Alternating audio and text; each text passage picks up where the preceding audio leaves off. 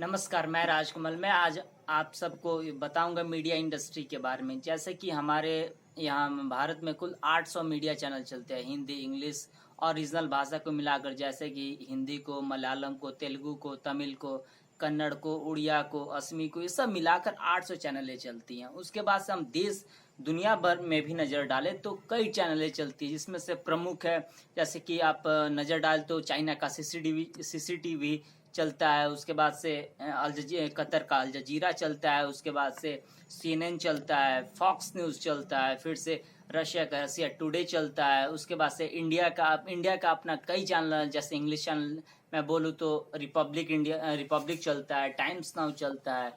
तो फिर से मैं इसके बारे में आपको डिटेल की जानकारी देना चाहता हूँ। टॉप 5 न्यूज़ चैनल के बारे में जो पूरी दुनिया के न्यूज़ को मैनिपुलेट करने का ताकत है इन न्यूज़ चैनलों में।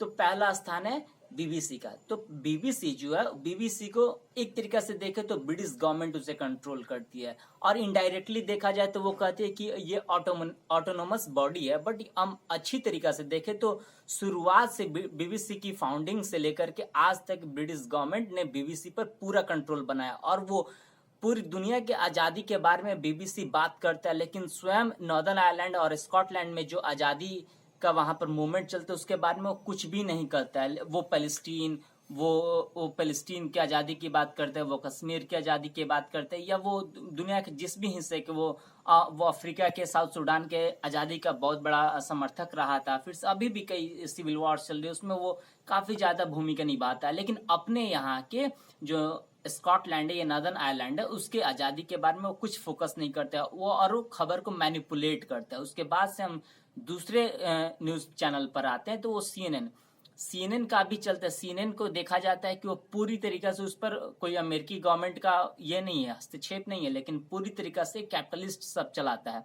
उसके बाद से उनका भी अपना होता है, नज़रिया होता है कि कौन से खबर को ज़्यादा प्राथमिकता देना, कौन से खबर को ज़्यादा छोटा मोटा खबर उसको ज़्यादा बड़ा बना देना है। तो जो भी डेवलपिंग वर्ल्ड में जो भी काम होता है, जैसे इन्वेंशन के काम होते हैं, तो उसको दबा देता है सीएनएन जैसा न्यूज़। और जो बड़ा जो वेस्टर्न कंट्री है, वहाँ पर छोटा सा भी अगर अपना कोई इन्वेंशन होता है या फिर से कुछ भी आता है तो उसको बड़ा बवंडर बना देता है सीएनएन। फिर से रशिया का है रशिया टुडे, वो पूरी दुनिया में रशिया का जो हस्तक्षेप है वो बढ़ाने का काम करता है। हर एक चीज़ में वो रशिया के बारे में कहता है, और बहुत सारी खबर को मैनिपुलेट करता है। टेररिस्ट को वो नेशनलिस्ट कहता है। उसके बाद से हम देखें तो सबसे रद्दी कोई अगर न्यूज़ चैनल है मेरे हिसाब से, आप भी अगर न्यूज़ चैनल पर अच्छी तरीके से अगर नज़र रखते हैं तो आपको भी पता होगा कि दुनिया के सबसे रद्दी न्यूज़ है। लेकिन क्या करूँ, सब पॉपुलर भी है, वो उसका नाम है अल जजीरा। अल जजीरा टेररिस्ट को नेशनलिस्ट कहता है। उसका टेररिस्ट ऑर्गेनाइजेशन से अच्छा खासा कॉन्टैक्ट्स है, उसमें उसको आप देखिएगा तो अच्छा का हमारे सोल्जर्स मरते हैं तो वो कहता है कि नेशनलिस्ट ने मार दिया कश्मीर के। तो आप देख सकते हैं कि सबसे रद्दी चैनल अल जजीरा है, जिसे कतर गवर्नमेंट का पूरी तरीके से स्टेट फंडेड वो चैनल है। उसके बावजूद लेकिन हमारे इंडिया का आते हैं तो हमारे इंडिया में टाइम्स नाउ है, रिपब्लिक है या इंडिया टुडे, यही 3 मुख्य इंग्लिश न्यूज़ चैनल है। लेकिन और एक जी न्यूज़ का भी अपना एक न्यूज़ चैनल है, WION, world is one news उसका फुल फॉर्म है।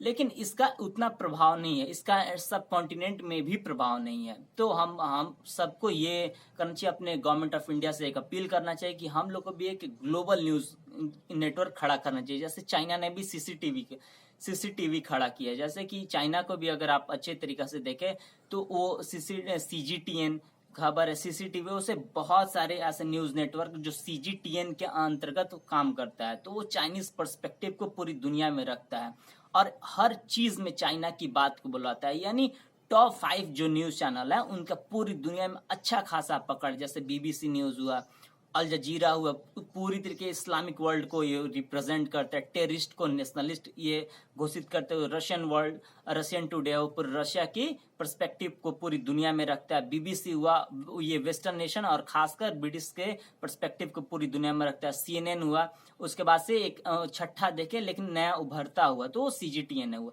तो हम सबको भी अपने गवर्नमेंट से अपील करना चाहिए कि हम लोग को भी एक ग्लोबल वे में एक मीडिया आउटपुट हम लोग को चाहिए जो इंडियन पर्सपेक्टिव को हर एक कॉर्नर में पूरी दुनिया के रखे, जिससे हमारे इंडियन ओरिजिन के लोग सुरक्षित रहें।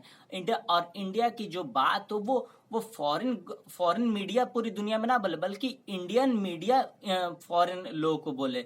यहाँ पर तो बात चलता है कि इंडियन जो खबर आती है वो फॉरेन मीडिया हाउसेस से वो अपने पूरी दुनिया में बताते हैं। तो ऐसा नहीं होना चाहिए। हमारी इंडियन जो कंपनी है वो बोलनी चाहिए। वो चाहे यहाँ की कैपिटलिस्ट लोग शुरुआत कर सकता है, या गवर्नमेंट अपने इंसेंटिव से शुरुआत कर सकती है। मेरा तो मानना है कि गवर्नमेंट शुरू करे तो अच्छा रहेगा, क्योंकि ज्यादातर जितना भी बड़ा बड़ा, जैसे रशिया का रशियन टुडे वो स्टेट फंडेड है, अल जजीरा स्टेट फंडेड है, CGTN स्टेट फंडेड है चाइना का, फिर से फ्रांस 24 इंग्लिश वो भी स्टेट फंडेड है। तो हम लोग को भी एक state funded news channel, English news channel चाहिए, जो इंडियन पर्सपेक्टिव पूरी दुनिया में फैलाए, और उससे हमारा जो भी कोशिश है लोग को समझाने का वो मजबूत होगा। नहीं तो हमारी पर्सपेक्टिव को समझाता है अल जजीरा, तो लोग समझता है कि हम लोग पर जुल्म करते हैं। वैसे CGTN समझाता है कि अरुणाचल प्रदेश हमारा नहीं है, लद्दाख हमारा नहीं है, और फिर वो फ्रेंडशिप की बात करता है तिब्बत के नाम पर।